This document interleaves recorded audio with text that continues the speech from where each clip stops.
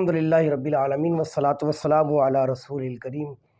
آج ایک بڑا عجیب اور ایک دلچسپ واقعہ جو آپ علیہ الصلوۃ والسلام کے پاس ایک صحابی کا پیش آیا، اور وہ روزے کے ٹوٹنے کے متعلق تھا۔ اور یہ بھی یاد رکھیے گا کہ یہ اس واقعے کے اندر جو معاملہ ہے وہ صرف آپ علیہ الصلوۃ والسلام کے اس صحابی کی خصوصیت ہے، ان کے علاوہ کسی کے لیے جائز نہیں ہے۔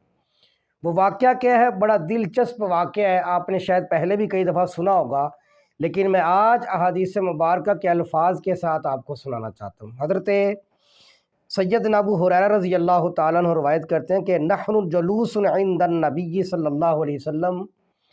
حضرت سیدنا ابو ہریرہ کہتے ہیں کہ ہم رسول اللہ صلی اللہ علیہ وسلم کی بارگاہ میں بیٹھے ہوئے تھے، اذ جاءہ رجل، کہ اچانک ایک آدمی آتا ہے، فقال یا رسول اللہ ہلکت، کہتا ہے کہ اے اللہ کے رسول میں ہلاک ہو گیا، میں ہلاک ہو گیا۔ قال ما لک، حضور علیہ السلام نے فرمایا بھی تجھے کیا ہو گیا، کیا کام تو نے کر دیا ہے؟ قال وقعت علی امراتی وانا صائم، اس نے کہا جی کہ حضور میں اپنی بیوی کے پاس چلا گیا اس حال میں کہ میں نے روزہ بھی رکھا ہوا تھا، چونکہ روزہ رکھنے کے بعد کھانا پینا اور ازدواجی تعلقات کو قائم کرنا وہ جائز نہیں ہے۔ تو انہوں نے کہا کہ حضور میں ہلاک ہو گیا کہ میں نے روزہ رکھ کے میں اپنی بیوی کے پاس چلا گیا۔ تو ہلاک تو یا رسول اللہ میں تو ہلاک ہو گیا، اب میں کیا کروں، میں نے روزہ رکھا ہوا تھا۔ اس سے آپ اندازہ لگائیں کہ صحابہ کرام کو جب کبھی بھی کوئی دنیاوی یا دینی معاملہ پیش آتا تھا وہ رسول اللہ صلی اللہ علیہ وسلم کی بارگاہ میں آیا کرتے تھے۔ فقال رسول اللہ صلی اللہ علیہ وسلم هل تجد رقبۃ تعتقها، جب یہ معاملہ ہوا تو اللہ کے محبوب علیہ الصلوۃ والسلام نے فرمایا کہ کیا تم پاتے ہو کوئی غلام، یعنی تمہارے پاس کوئی غلام ہے کہ جس غلام کو تم آزاد کر دو تاکہ تمہارا کفارہ ادا ہو جائے؟ قال لا، تو اس صحابی نے کہا نہیں یا رسول اللہ میرے پاس کوئی غلام نہیں ہے۔ اب یہ کفارہ تو یہ تھا جو آپ علیہ السلام نے بیان کیا۔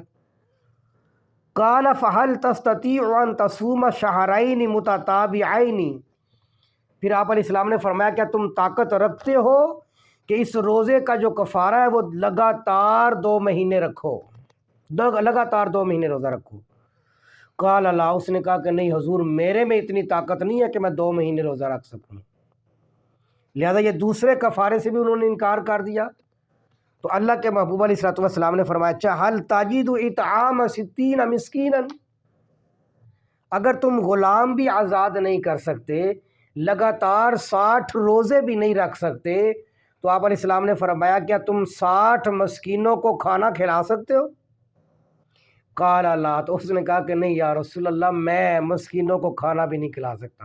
اور یہ 3 ہی کفارے ہیں، اگر بندہ جان بوجھ کر روزہ توڑ دینا اس کے یہ 3 ہی کفارے ہیں، لگاتار 60 روزے رکھنے پڑیں گے، یا ایک غلام آزاد کرنا پڑے گا، یا 60 مسکینوں کو کھانا کھلانا پڑے گا۔ یہ 3 ہی کفارے ہیں، اس کے علاوہ کوئی چوتھا کفارہ نہیں ہے۔ تو حضور نے تینوں بیان کیے تو اس صحابی نے عرض کی کہ یا رسول اللہ میں تینوں یہ کر نہیں سکتا۔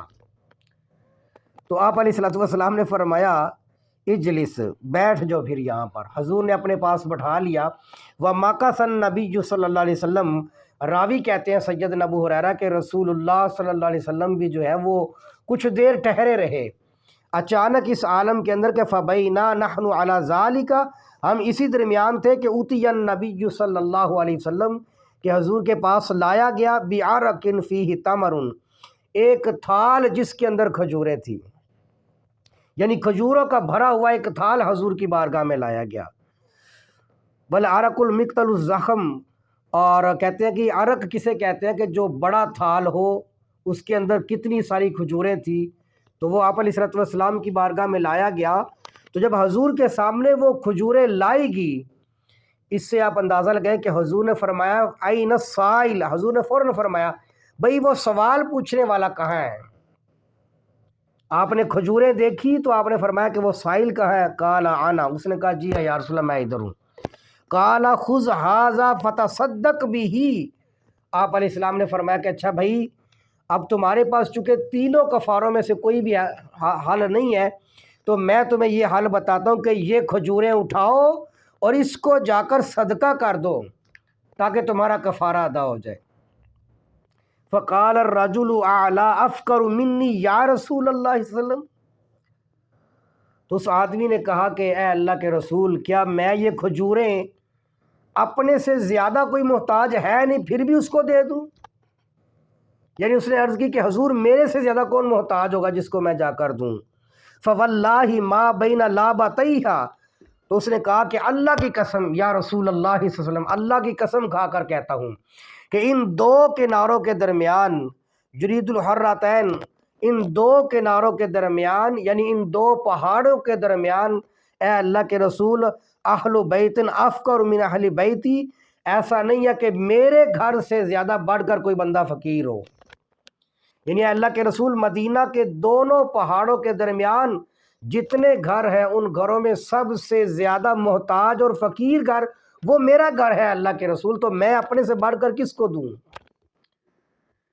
تو یہ بات سن کر فضاحک النبی صلی اللہ علیہ وسلم، تو رسول اللہ صلی اللہ علیہ وسلم بھی مسکرا پڑے، حتیٰ بدت انیابہ، سیدنا ابو ہریرہ کہتے ہیں کہ حضور اتنا مسکرائے، حالانکہ آپ علیہ الصلوۃ والسلام کی طبیعت اور آپ کا سنت عمل جو ہے وہ تبسم فرمانا ہے، یعنی حضور کی عادت مبارکہ جو مسکرانے کی تھی وہ تبسم تھی۔ تبسم کہتے ہیں کہ جس سے صرف آپ کے ہونٹوں سے محسوس ہو کہ حضور مسکرا رہے ہیں، یہ آپ کی سنت عمل تھا اور یہ آپ کی عادت مبارکہ تھی۔ آپ ہنستے کم تھے، آپ مسکرایا کرتے تھے، مسکرانا آپ علیہ الصلوۃ والسلام کی سنت ہے۔ لیکن حضرت سیدنا ابو ہریرہ فرماتے ہیں کہ جب حضور نے فرمایا نا اس صحابی سے کہ بھئی یہ کھجوریں اٹھاؤ اور یہ لے کر چلے جو مدینہ میں جا کر تقسیم کر دو فقراء میں، تو اس نے کہا کہ حضور ان دو پہاڑوں کے درمیان مجھ سے بڑھ کر کوئی فقیر آدمی بھی نہیں ہے۔ تو یہ بات سن کر فضاحک النبی صلی اللہ علیہ وسلم، حضرت ابو ہریرہ کہتے کہ حضور ہنس پڑے، اتنا ہنسے حتیٰ بدت انیابہ، یہاں تک کہ آپ علیہ الصلوۃ والسلام کی داڑھ مبارک بھی ظاہر ہوگی۔ یعنی حضور نے فرمایا کہ دیکھو 3 کفارے تھے وہ تو ادا نہیں ہوئے اس سے، اور ایک حل میں نے بتایا تو اس کے اندر بھی اس نے اس حل کا بھی جواب دے دیا۔ حضور اتنا مسکرائے حتیٰ بدت انیابہ، یہاں تک کہ آپ کی داڑھ مبارک بھی ظاہر ہوگی۔ ثم قال، پھر آپ علیہ الصلوۃ والسلام نے فرمایا اطعمہ اہلک، اچھا اسے اٹھا اور جا کر اپنے گھر والوں کو جا کر کھلا دو، تمہارا کفارہ ادا ہو جائے گا۔ تو آپ علیہ الصلوۃ والسلام نے فرمایا اچھا یہ لو، جا کر اپنے اہل و عیال کو کھلا دو، تم کھاؤ، تمہارے اہل و عیال والے کھا لے، اللہ تمہارا کفارہ بھی ادا کر دے گا اور کھجوریں بھی تم خود کھا لو گے اپنے گھر والوں کے ساتھ۔ تو یہ خصوصیت صرف آپ علیہ الصلوۃ والسلام نے اس شخص کو عطا فرمائی اور حضور کی طرف سے چونکہ یہ خصوصیت تھی، لہٰذا اس کے علاوہ امت کے اندر اب کسی کے لیے یہ خصوصیت نہیں ہے کہ وہ اپنا کھانا جو ہے وہ 60 مسکینوں کو اپنے گھر والوں کو کھلا لے، اب یہ کسی کے لیے نہیں، یہ واحد حضور علیہ الصلوۃ والسلام کی ذات کی وجہ سے آپ نے اپنے اس پیارے صحابی کے لیے اجازت مرحمت فرما دی کہ وہ اپنا کفارہ جو ہے وہ کفارہ بھی ادا کرے اور اپنا کفارہ خود کھا لے۔